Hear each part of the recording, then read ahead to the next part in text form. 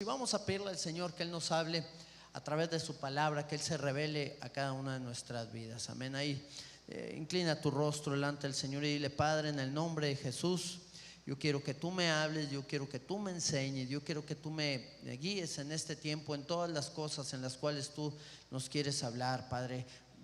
Glorifícate en cada una de nuestras vidas, Señor. Llévanos a entender y a conocer tu voluntad eterna en todo tiempo y en todo momento, y a poder conocer tu palabra, Señor, esa que nos da vida y nos da la fuerza para poder avanzar día tras día. Te bendecimos en el nombre de tu Hijo amado Jesucristo, Señor. Amén, Padre. Y amén.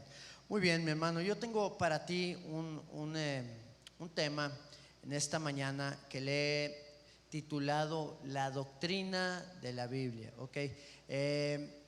Dentro de todas estas cosas que estamos haciendo, parte de lo que un hombre de Dios, una mujer de Dios debe de tener es un crecimiento espiritual, intelectual, y un crecimiento pues también en todas las áreas de nuestra vida, nuestros hábitos o todo lo que nosotros hacemos físicamente.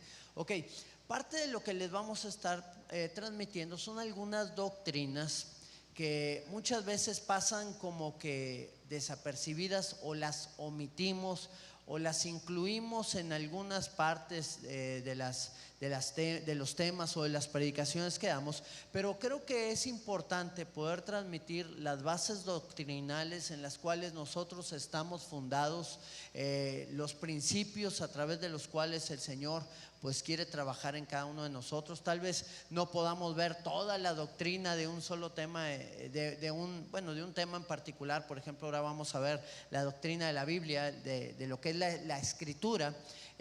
Tal vez no podamos ver todo lo que quisiéramos en un tema, pero bueno, pues vamos a ir repartiéndolo en algunos otros en otra ocasión. Pero vamos a tocar este punto de conocimiento de la palabra de Dios, de lo que Él quiere hablar a nuestras vidas y de lo que Él nos enseña, o por qué Él hizo la Escritura, por qué Él la dejó para que cada uno de nosotros pudiera caminar en ella. Y te voy a invitar al libro de Filipenses, en el capítulo 2, en el verso número 16, a que puedas abrir la palabra.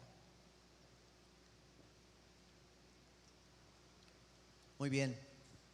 Dice el apóstol Pablo, escribe esta carta a los filipenses y les dice a ellos y a nosotros: asidos de la palabra de vida. Asidos, no te sueltes, tómate de ella, para que en el día de Cristo, en el día en que estemos allá delante de su presencia, yo pueda gloriarme de que no he corrido en vano, ni en vano he trabajado. Qué impactante eso que está diciendo el apóstol Pablo, porque parte de las Escrituras, una gran parte de ellas fue escrita por él. Muchas de las cartas, muchos de los escritos que nosotros tenemos fueron escritos por el apóstol Pablo. Y qué bueno que él nos diga que nos hagamos de la palabra, porque cuando lleguemos allá delante de su presencia, él va a decir: mira, qué bueno que leíste cada uno de los pasajes que yo te dejé, qué bueno que los pusiste en práctica y ahorita estás aquí adorando y gozándote con el Señor. En las Escrituras vemos diversas ciudades descritas ahí. Hay unas que pasamos hasta desapercibidas porque no se nos hacen tan importantes, y una de esas ciudades que se menciona 3 veces en las Escrituras es la ciudad de Gebal. Esta ciudad se encuentra en la costa norte del Líbano. Actualmente ya no se llama Gebal, ya tiene otro nombre. Esta era una ciudad fenicia en ese tiempo, en donde pues había mucho comercio. Recuerda que una de las cosas por las cuales la gente quiere habitar en esa área del Medio Oriente es porque es un cruce hacia Europa desde la India. Hace muchos años, en la época de Cristo y aún antes, pues se comercializaban pieles, se comercializaban telas, se comercializaban especies, diversos frutos que transitaban desde la India hasta Europa y cruzaban. Parte de ese cruce era ahí Fenicia, el Líbano, Gaza, todo lo que es ahora Gaza, ¿verdad? Lo que es Israel. Muchos peleaban por ahí, porque por eso es un territorio tan peleado, y más aún que tiene petróleo ese lugar. Pero bueno, en ese tiempo Gebal era una ciudad de comercio. Era una ciudad donde había muchas transacciones, donde la gente comercializaba muchas cosas, y una de las cosas que se comercializaban en ese lugar, que eran muy importantes, eran los papiros. Los papiros eran aquellos, pedazos de no sé, de piel, o no sé qué sería el material en particular. Pudo haber varios diferentes materiales, pero se comercializaban en ese lugar porque ahí era donde se hacían los libros. Tal es el caso de la importancia que se daba ahí de desarrollar todos estos libros, que tiempo después esta ciudad, cuando el imperio griego estuvo ahí en toda esa área, en todo ese sector, y se empezó a hablar este idioma, se le cambió el nombre de Gebal a la palabra biblos. Biblos significa libro, por eso de ahí nace ese tema o ese nombre a esa ciudad llamada Gebal. Ahora se llamaba libro, porque Biblos, porque se comercializaba demasiado los libros en ese lugar.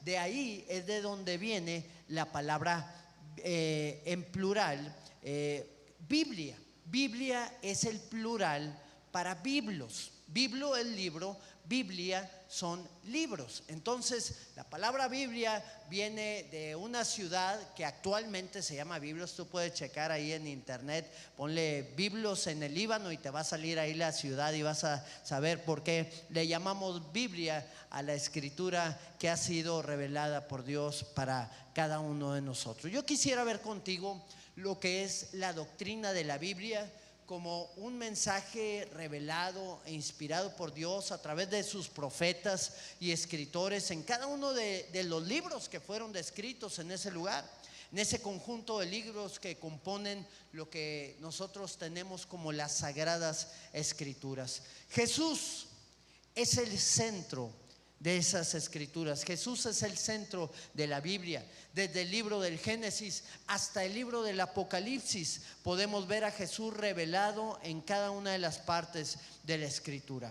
Hay muchas objeciones que se han levantado a través del tiempo. No voy a dedicar todo este tiempo que tenemos para hablar de la palabra, pero te voy a dar algunas de las objeciones que se han levantado en contra de la Biblia. Un libro que ha sido atacado, que ha sido tratado de destruir desde hace muchos años y que no se ha podido hacer. De hecho, el castillo donde se mandaron todos esos mandatos para destruir la Biblia es ahora un lugar donde es la sede de la Sociedad Bíblica. Entonces, qué interesante es que el Señor puso ahí la sede de la Sociedad Bíblica en el lugar donde querían destruir la Biblia. Muy bien, muchos dicen que la Biblia, dentro de estas objeciones, es un libro de alegorías. No es un libro que habla de la realidad en la cual nosotros podamos vivir. Es un libro de alegorías, o sea, temas o ilustraciones ficticias. La Biblia no es un libro de alegorías. La Biblia es un libro que contiene una diversidad de información. Es un libro que se ha escrito en diversos géneros literarios. Es un libro que contiene historias, es un libro que contiene poesía, es un libro que contiene narrativas de hechos que sucedieron en el pasado. Es un libro de historia y también de hechos que van a ocurrir en el futuro, hechos que ya se han ido cumpliendo conforme pasa el tiempo. La Biblia contiene ilustraciones, la Biblia tiene historias, la Biblia tiene parábolas, tiene comparativas, tiene muchas corrientes literarias. La alegoría se llega a presentar solamente en algunas ocasiones, pero es dada en un sentido especial para dar una enseñanza sobre algún tema en específico que se llegue a dictar. Otra de las objeciones es que la gente dice, algunas personas, por lo regular ateos o agnósticos, llegan a decir que la Biblia es un libro de contradicciones. Tratan de ver o de buscar contradicciones en la Biblia. Es gente que no ha leído la Escritura, es gente que no la ha estudiado y menos que tiene la revelación para poder entenderla. Entonces lo que ven lo transmiten a la manera en la cual ellos quieren transmitirlo y dicen que tiene muchas contradicciones.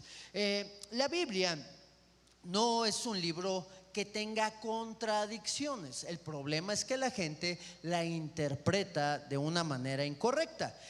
No se trata solamente de leer ciertos textos y poder decir esto está mal y esto pues está equivocado, sino se trata de poder conocer las bases, el porqué, el contexto de lo que está sucediendo también en ese lugar. Por ejemplo, uno de los pasajes, no te lo traigo aquí anotado, pero uno de los pasajes que supuestamente se contradicen es el que está en el libro de Segunda de Reyes, en el capítulo 24, en el verso 8, donde dice que Joaquín, que iba a ser el rey de Israel, era de 18 años cuando comenzó a reinar.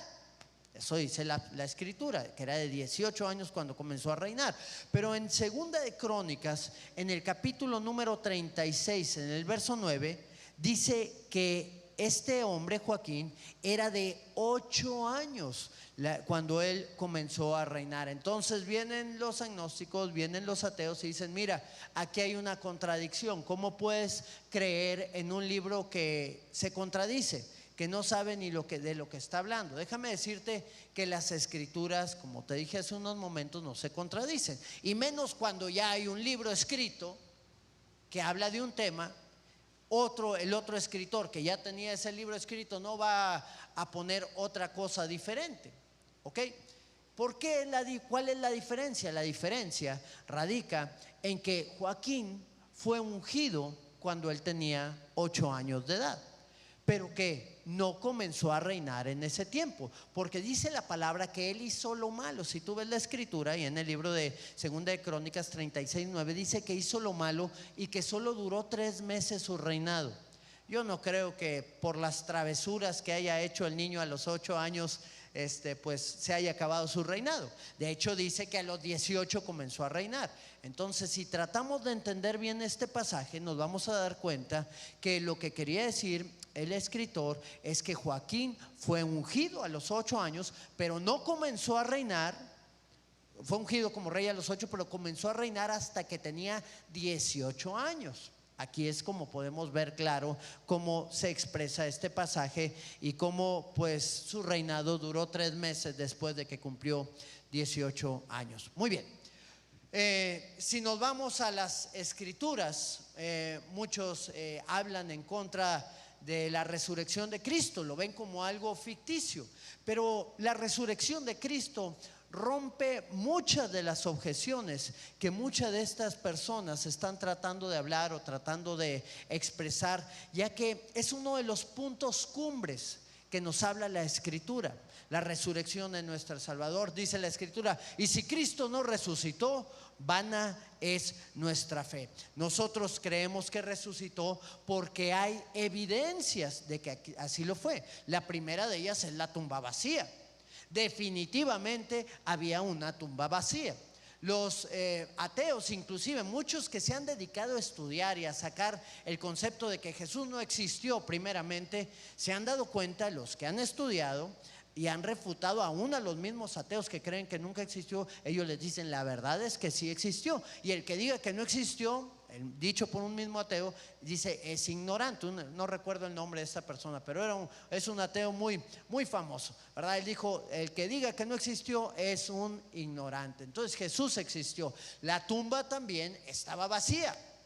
¿Por qué la tumba estaba vacía? Porque las mismas escrituras declaran que hubo gente que estuvo anunciando que se lo habían robado el cuerpo los discípulos. Estos fueron los romanos que corrieron la voz para que esto sucediera. O sea, hay evidencias de que la tumba estaba vacía, dicho hasta por los propios jefes de gobierno que habían en ese entonces. Eso está descrito.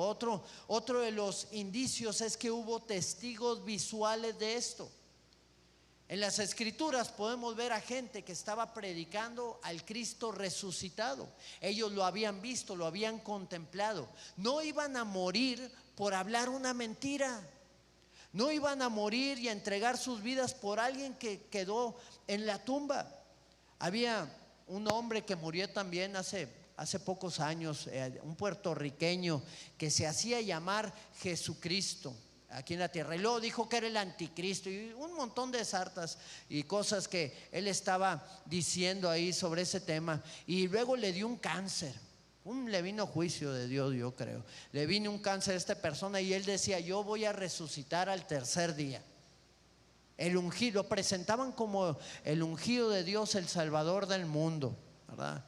Y todos los pasajes de la Biblia se los nombraban a él: el que vive, al que vive, al que es, al que ha de venir, ¿verdad? Y todos, y él entraba y tomaba el micrófono y empezaba a hablar. Y la gente lo seguía y la gente creía en él. Y él dijo antes de morir: yo voy a resucitar al tercer día. Te digo algo, todavía está en la tumba. ¿Y saben qué pueden decir ellos? No dijeron: no, resucitó y la tumba está vacía. No, ellos dijeron: sí resucitó, pero salió su espíritu y se metió en el de su esposa. Porque ahora su esposa es el Cristo, ¿verdad? Resucitado. Entonces él resucitó en la esposa. Esa fue lo que dijeron. Pero no dijeron que la tumba estaba vacía, porque ahí estaba él en la tumba. La tumba de Jesús estaba vacía y fue una evidencia vista por muchas personas. Tercero, el triunfo de la iglesia. La victoria que tuvo la iglesia de Jesucristo al conocer acerca de la resurrección de nuestro Salvador. Una victoria tal que creció el cristianismo como ninguna religión ha crecido y se ha desarrollado en la vida. Muy bien. La Biblia fue escrita en 3 idiomas. El hebreo, el Antiguo Testamento está escrito en hebreo. Por eso cuando te digo, bueno, esto estaba en griego, y cuando te diga esto estaba en hebreo, es porque el original estaba escrito en hebreo, porque el original estaba escrito en griego. Pero no solamente fue escrita en hebreo y en griego, sino también en arameo. El Nuevo Testamento está escrito en 2 idiomas. Tiene partes que están en griego, que era la lengua que se hablaba en ese entonces, y otras estaban en arameo. Estos idiomas eran los que se hablaban en la época en la cual fueron escritas. Ahora bien, las escrituras se dividen en el Antiguo y en el Nuevo Testamento. El Antiguo Testamento tiene 39 libros, el Nuevo Testamento tiene 27 libros. Hay otros libros que algunas otras religiones manejan, que han agregado a la Biblia, pero no son los libros que le llaman inspirados por el Señor. Muy bien, hay ciertas reglas que se siguen para poder haber hecho las escrituras. Algunas de ellas eran los pasajes que fueron nombrados por Jesús, los pasajes que fueron nombrados por sus discípulos y que se tomaron en cuenta bajo un análisis para poder establecer cada uno de los libros de la Biblia, para poder establecer lo que se le llama el canon de las Sagradas Escrituras. Ahora bien, la doctrina de la Biblia nos da una enseñanza plena de veracidad para poder comprenderla, para poder conocerla y para poder aplicarla también en nuestro diario vivir. Qué importante es que nosotros podamos tener la Escritura como un libro de texto en el cual tenemos que nosotros estar consultando día tras día las cosas que tenemos que hacer. Yo creo que cuando alguno de nosotros está llevando algún curso o algo en especial y tienes un libro de texto, pues recurrentemente vas a ese libro para poder fundamentar algunas de las enseñanzas o algunas de las aplicaciones que estás teniendo, tal vez en tu trabajo, tal vez en la escuela o en alguna actividad que tengas. Vuelves al libro de texto para reafirmar los conceptos que tienes que, o lo que tienes que hacer en ellos. Bueno, la palabra de Dios es igual. Nosotros día tras día tenemos que consultarla. Aún esos versos que creemos tenerlos ya bien aprendidos y de memoria, muchas veces Dios nos habla tantas cosas en las cosas que hemos aprendido y que todavía no se nos han sido reveladas. Yo te voy a dar algunos puntos que he encontrado importante dentro de lo que es el conocimiento de las Escrituras y lo que es la doctrina de la Biblia, la doctrina de las Sagradas Escrituras. Y el primero de ellos, lo que te quiero hablar, son 3 cosas: es la revelación, la inspiración y la iluminación. Muy bien. Jesús, los apóstoles y los profetas fueron enseñados, ellos enseñaron que las Escrituras eran de origen divino. Dentro de este entendimiento vamos a ver cómo el Señor se revela, cómo el Señor se ha revelado y cómo fue transcrita por medio de estas tres formas de comunicación. ¿Ok?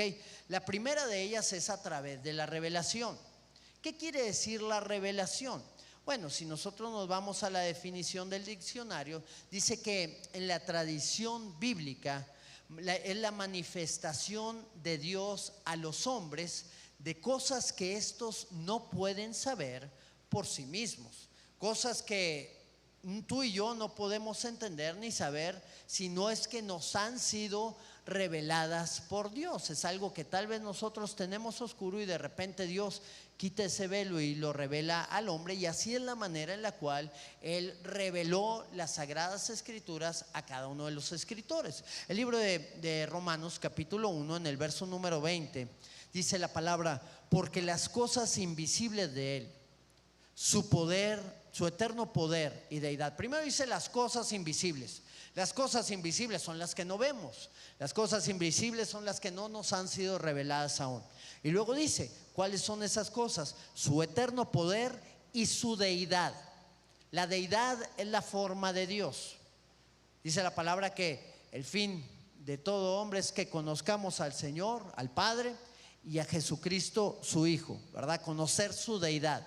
Bueno, dice la Escritura ahí en el libro de Romanos que se hacen claramente visibles su poder y su deidad, se hacen visibles desde la creación del mundo, siendo entendidas por medio de las cosas hechas, de modo que no tienen excusa. No hay excusa de decir que no hay un Dios, porque desde el momento en que tú y yo estamos vivos es por algo, porque algo sucedió. Se nos hace tan natural ver pasar los carros, se nos hace tan natural ver las montañas, se nos hace tan natural ver los árboles. ¿Qué sucedió para que eso fuera creado? ¿Será que tuvo que haber una explosión que formó todas las cosas en un momento, que las ordenó, que ordenó el universo? ¿O será que hubo una mente gloriosa y poderosa que diseñó todo de una manera perfecta para que nosotros pudiéramos caminar con ello?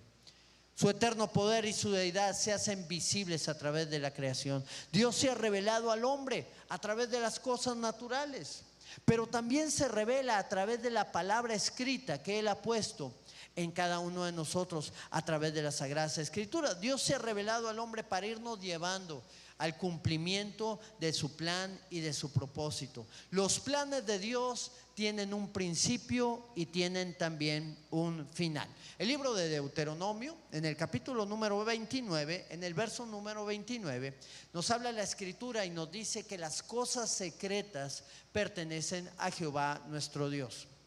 Toda la Escritura estaba secreta, ¿ok? Toda la Escritura, que lo que se iba a hablar, lo conocía el Señor, pero el hombre no lo conocía.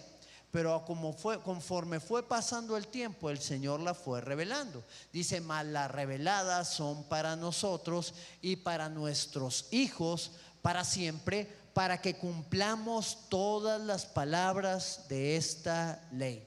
Entonces aquí estaba hablando el Señor a Moisés, y Moisés estaba escribiendo y estaba diciéndonos a nosotros: ¿saben qué? Hay muchas cosas que no han sido reveladas, pero aquí ya el Señor me está revelando una de ellas. Ya que el Señor me está diciendo lo que tengo que anotar para ti, para tus hijos, para que cumplan cada una de las cosas que aquí van a estar escritas.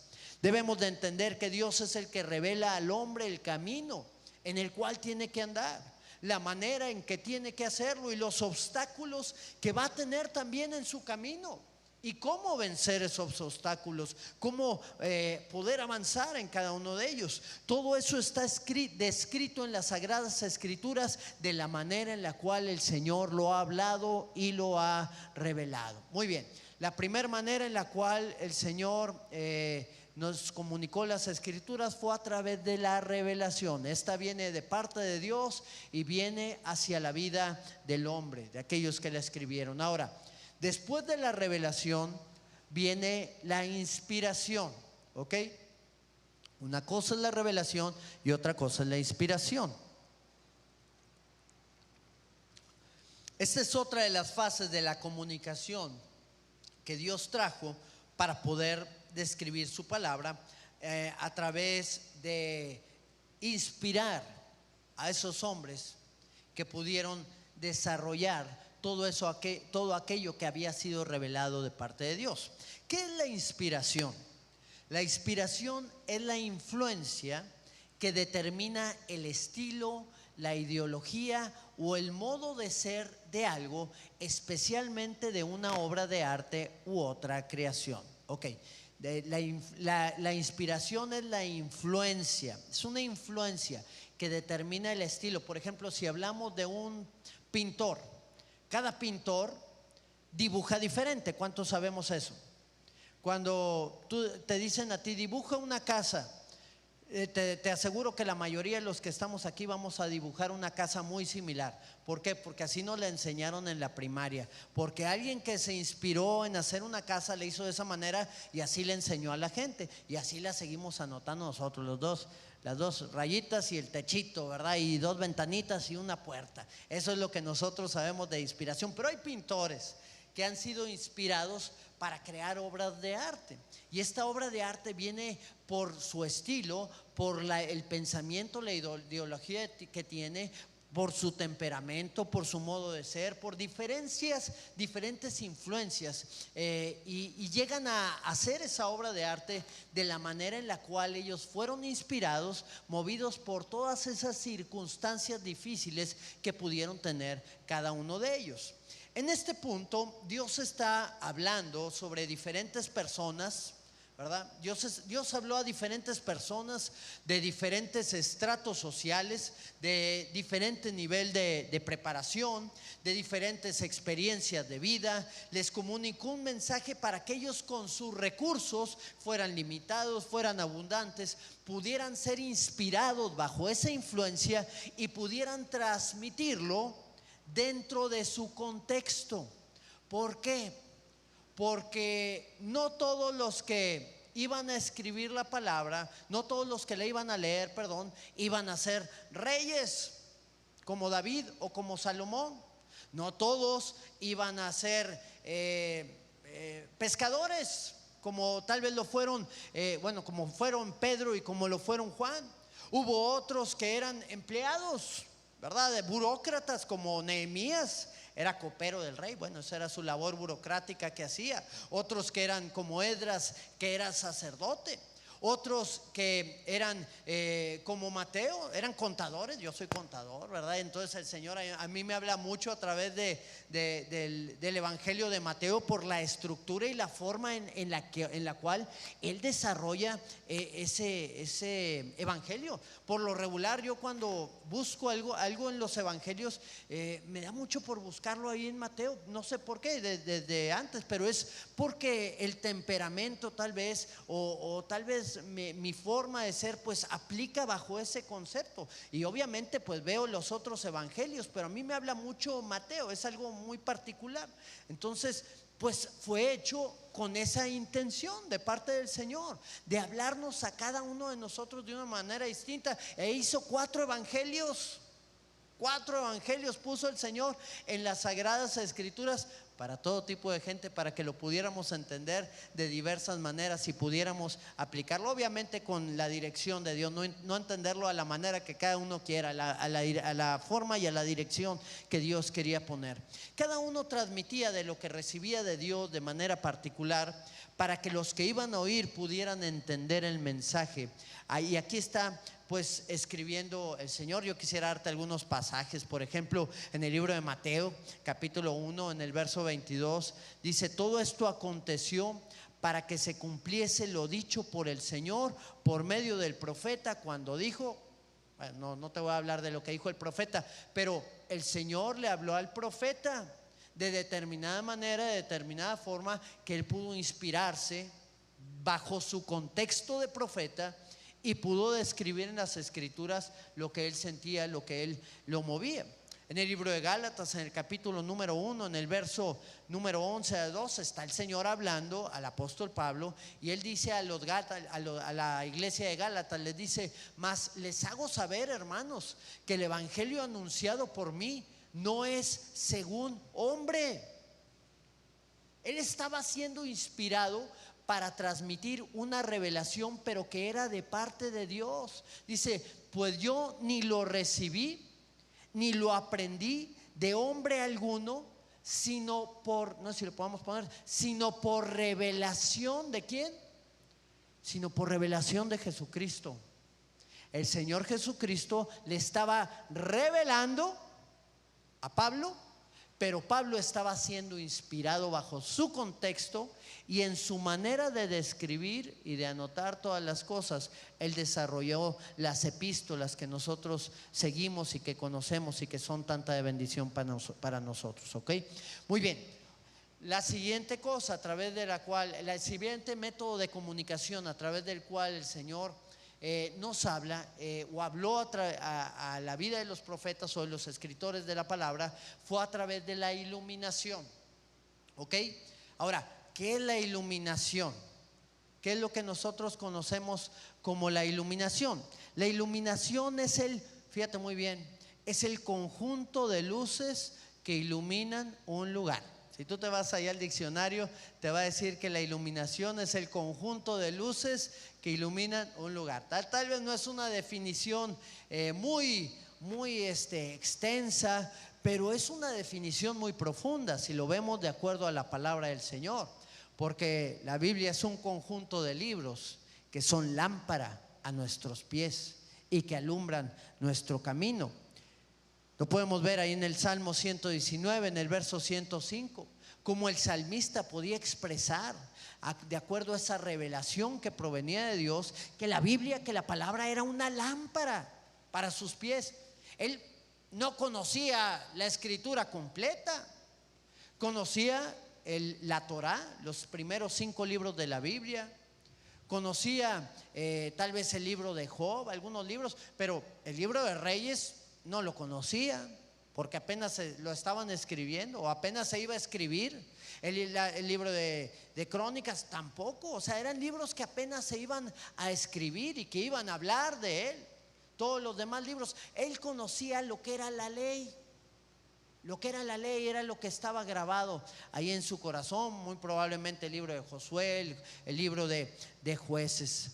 Muy probablemente, yo creo que el libro de Jueces ya no lo alcanzó. Muy bien. El Salmo 119 en el verso número 18 dice la escritura: abre mis ojos y miraré las maravillas de tu ley. ¿Abre qué? Mis ojos. Necesito que el Señor me alumbre. Y así fue como el Señor abrió los ojos de muchos de aquellos que escribieron la palabra, incluyendo a David. Mientras él estaba escribiendo, el Señor estaba abriendo sus ojos, estaba revelándose, estaba inspirándolo para poder hablarle todas esas maravillas que íbamos a después nosotros conocer y en las cuales nosotros íbamos a caminar. El libro de Hebreos, en el capítulo 6, en el verso número 4, vamos a leer hasta allá el 6, dice: porque es imposible que los que una vez fueron iluminados, fíjate muy bien, ¿fueron qué? Iluminados, y que gustaron del don celestial y fueron hechos partícipes del Espíritu Santo. ¿Cuántos hemos sido iluminados por el Señor? La que estamos en la oscuridad y el Señor nos iluminó y nos hizo también, gustamos el don celestial. A muchos los hizo pastores, profetas, maestros, pero a otros nos dio otros dones y otros talentos para poder edificar su obra. Dice, y fueron hechos partícipes del Espíritu Santo. ¿Cuántos hemos recibido el Espíritu Santo en nuestras vidas? Amén, gloria al Señor. Bueno, es imposible que todos estos que hayan vivido todo esto, verso número 5, dice: y asimismo gustaron de la buena palabra de Dios y los poderes del siglo venidero. Todas las cosas que el Señor hace cuando Él ilumina, cuando Él trae a luz su palabra, cuando Él trae a luz esas cosas que para nosotros estaban escondidas y nos las ilumina el Señor. Verso 6, una palabra muy fuerte, dice: y recayeron. Experimentaron todo esto y recayeron. Fueron iluminados y recayeron. Recibieron del Espíritu Santo y recayeron. Tenían los dones, tenían los talentos y recayeron. Es imposible que sean otra vez renovados para arrepentimiento, crucificando de nuevo para sí mismos al Hijo de Dios y exponiéndole a vituperio. Qué palabra tan dura, porque yo cuando me convertí, yo quería hablar con gente que se había apartado, porque yo decía, ¿duraré en los caminos del Señor? ¿No duraré? Pues déjame, le pregunto a alguien que pues los que ya están, pues ya están, pero alguien que se haya apartado, a ver, tú, ¿por qué tú te apartaste? ¿Por qué tú te alejaste del Señor? Quería acercarme con alguien, nunca me pude acercar a nadie. Ya después el Señor me dio a entender y me iluminó para poder entender el por qué la gente se aparta. Ya me di cuenta que es porque le vamos cediendo poco a poquito el espacio al enemigo hasta que estamos totalmente alejados de su verdad y de su voluntad en nuestra vida. Así que si tú ya gustaste de todos estos dones, no te apartes del Señor, porque no hay nada mejor que estar en el camino de Cristo. Este pasaje nos lleva a entender lo difícil que es cuando una persona que ha sido iluminada, pero yo quiero que tomemos este concepto en particular para no desviarnos a otro tema. Una persona que ha sido iluminada por la palabra se aparta del camino correcto. Entonces el Señor iluminaba a la gente también para que pudieran desarrollar la palabra de Dios. Muy bien, vamos a la segunda cosa, que es el propósito de la palabra de Dios. ¿Cuál es el propósito que el Señor trae a través de su palabra? Bueno, primeramente, pues es la revelación de Dios. ¿Qué es lo que viene a través de la palabra? Pues la revelación que ya Dios nos ha hablado. Ya tocamos un poquito el tema de la revelación, pero parte del propósito de las Sagradas Escrituras es que nos sea revelado lo que Dios quiere dar a conocer a través de su palabra, todas esas cosas que Él tiene para nosotros. Ahora, hay mucha gente que dice que Dios es el mismo en todas las religiones. No, es que mira, los musulmanes, los hindúes, los cristianos, los judíos, es el mismo Dios el de todos, dicen ellos. Y la verdad de las cosas es que esa gente no conoce la palabra de Dios. No ha entendido que esta palabra fue revelada también para darnos a conocer a Dios. Tenemos que saber que las Escrituras nos revelan a Dios. O sea, Él revela la palabra, pero la revela para darse a conocer a sí mismo. O sea, en las Escrituras podemos darnos cuenta del carácter de Dios, de su forma de actuar, de todas las características de su personalidad. Ahí están descritas en la palabra. Hay quien dice, no, es que en el Antiguo Testamento era un Dios muy, muy asesino y en el Nuevo Testamento es un Dios de amor. No, es el mismo Dios. El mismo Dios, el que estaba en el Antiguo Testamento y el que estaba también en el Nuevo Testamento.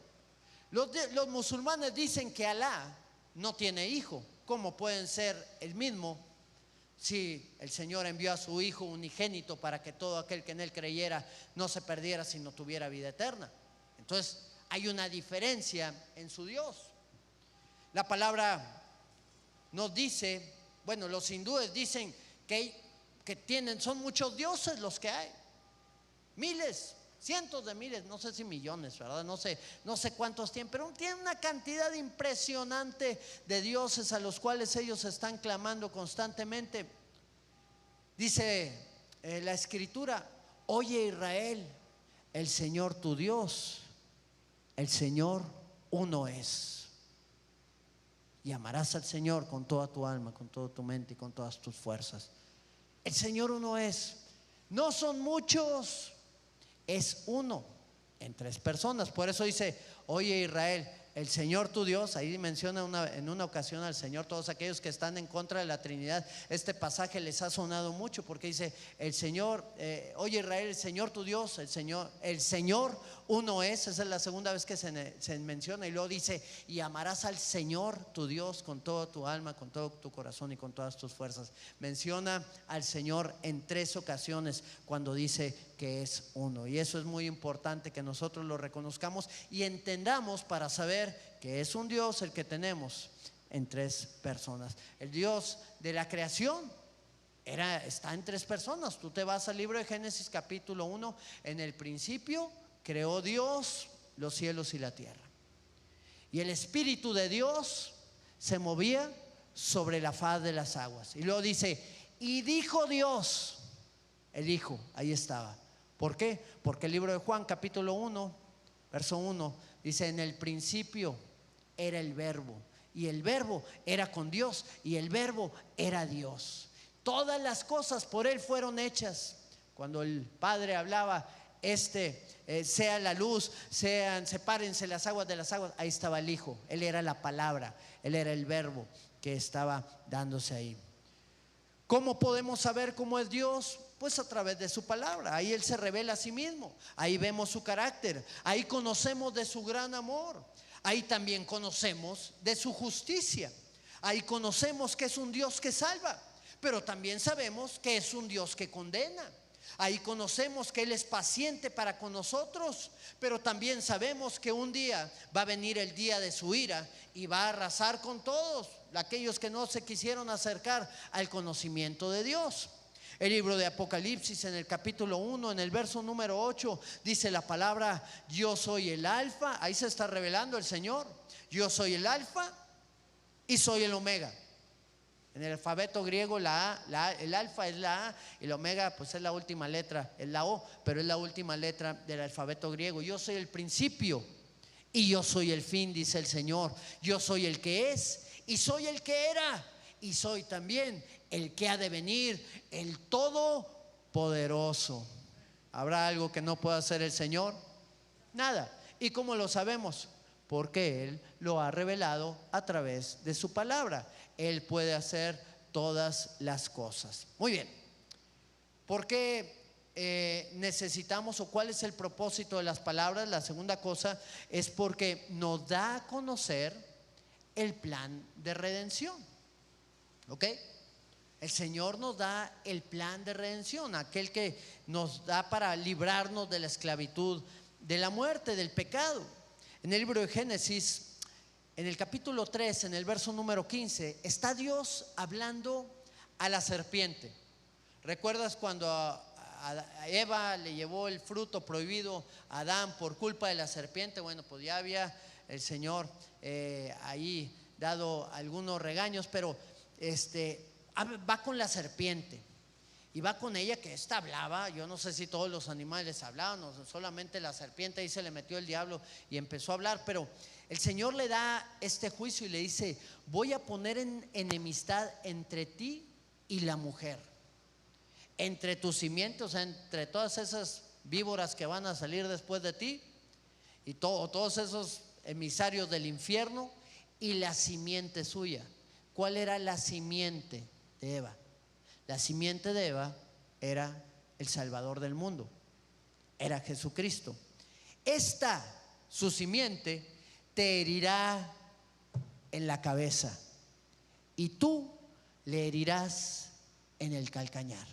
Sí, el enemigo pudo morder al Señor a causa de nuestro pecado, fue crucificado, pero Él lo venció y Él pisó la cabeza del enemigo y nos dio la victoria a cada uno de nosotros. Desde el principio de la creación ya estaba el Señor revelando el plan de redención que traería al mundo a causa del pecado original. Ya había hablado el Señor de cómo su Hijo vendría a aplastar la cabeza de la serpiente. Ahí es donde comenzó el plan de la redención, en el libro de Génesis. No comenzó en Mateo 1:1. Desde el principio el Señor ya estaba mostrando el plan a través del cual el hombre iba a poder ser rescatado de la muerte. El hombre iba a poder ser rescatado de su enemigo, que era el diablo. Iba a ser rota toda cadena de esclavitud y toda obra de perversión y de maldad que iba a estar rodeándonos. El Señor nos iba a librar a través de la obra de su Hijo Jesucristo. ¿Ok? Entonces la palabra nos revela a Dios y nos revela también su plan de redención. La tercera cosa que el Señor hace a través de su palabra, o lo que nos enseña, es que la palabra también nos guía en la dirección correcta. El Salmo 25, en el verso número 4 al verso número 5, nos dice: muéstrame, oh Jehová, tus caminos, y enséñame tus sendas. ¿Cómo vamos a poder conocer los caminos y las sendas del Señor? Pues ya fue revelada la palabra, ahí está descrito el camino y la dirección que tenemos que tomar. Luego dice el verso número 5, encamíname en tu verdad. ¿Qué significa la palabra encaminar? No es que yo vaya caminando solo, es que Él me vaya tomando de su mano y que me vaya encaminando. Por eso la Escritura dice que los que son guiados por el Espíritu, estos son hijos de Dios. ¿Ok? ¿Por qué? Porque somos guiados por la mano del Señor y nos guía y nos enseña. Encamíname en tu verdad a través de su Espíritu y enséñame. ¿Por qué? Porque tú eres el Dios de mi salvación y en ti he esperado todo el día. Qué bueno que tú y yo podamos tener esa paciencia que el Señor da a través de su Espíritu Santo para poder saber que el Señor tarde que temprano nos va a responder en cada una de las cosas que nosotros podamos estar enfrentando. No te desesperes. Por último, es a través de las Escrituras que el Señor guía los pasos del hombre. Es ahí en donde podemos nosotros encontrar dirección. Hay ocasiones en donde escucho a cristianos que viven del día al día. ¿Qué significa vivir del día al día? Cada día pues es un día nuevo, pero no hay un propósito. Ok, dijo el Señor que no nos afanemos por el día de mañana. Ok, yo creo que eso es una gran verdad que tenemos que tener. Pero el Señor habla también de caminar en una visión, extendiéndonos, dice, hacia lo que está por delante, puestos los ojos en Jesús. O sea, hay una visión que Dios quiere traer a la vida de cada uno de nosotros. El Señor te quiere usar, el Señor quiere manifestar de su gloria y de tu poder sobre su vida. Él no quiere que día a día puedas estar haciendo las mismas actividades o rutina que tú estás haciendo. Tal vez pueda tenerte el Señor de esa manera, pero siempre el Señor va a tener algo más adelante. Siempre el Señor tiene una visión y es eso lo que tenemos que saber. ¿Cómo nos damos cuenta de ello? Bueno, por dos cosas. A través de una relación en comunión con Él, a través de la oración, nosotros le hablamos al Señor y le pedimos que nos guíe, y a través de su palabra Él nos contesta y se revela en nuestras vidas para que nosotros podamos ser encaminados a esa dirección y no nos angustiemos, ni nos abrumemos, ni nos aflijamos porque no sabemos que ahora qué sigue, porque no tenemos un rumbo, porque no tenemos una dirección, porque no tenemos una meta. A muchos el Señor les ha puesto como visión que su familia sea salva. Gloria a Dios, dirígete hacia esa meta. Ahí tienes un propósito, ahí tienes un camino que tienes que recorrer, ahí tienes una pelea que pelear, una batalla que enfrentar. A muchos otros el Señor les ha llamado para poder servirle, para poder honrarle también en todas las cosas. Recuerda que estamos puestos para la alabanza y la gloria de nuestro Dios. Así que vamos a orar al Señor en este tiempo, amén. ¿Qué te parece si le pedimos que Él siga hablándonos a través de su palabra, que su palabra se revele a nosotros, que el Señor nos muestre el camino que Él tiene para cada uno de nosotros y que podamos encontrar todas esas promesas que ahí están descritas al seguirla día tras día? Si nosotros seguimos la palabra, si nosotros le buscamos al Señor día tras día en ella, vamos a encontrar grandes tesoros que nos van a traer dirección, que van a mostrarnos la senda por la cual debemos de andar, y vamos a dejar de estar tan abrumados y preocupados porque no hay nada que nosotros estemos fluyendo y haciendo. Recuerda esto: cuando no tenemos una dirección ni un camino, por lo regular viene la depresión, la angustia a nuestras vidas, y andamos buscando tantas cosas distintas que el Señor nos está llamando a caminar en ellas.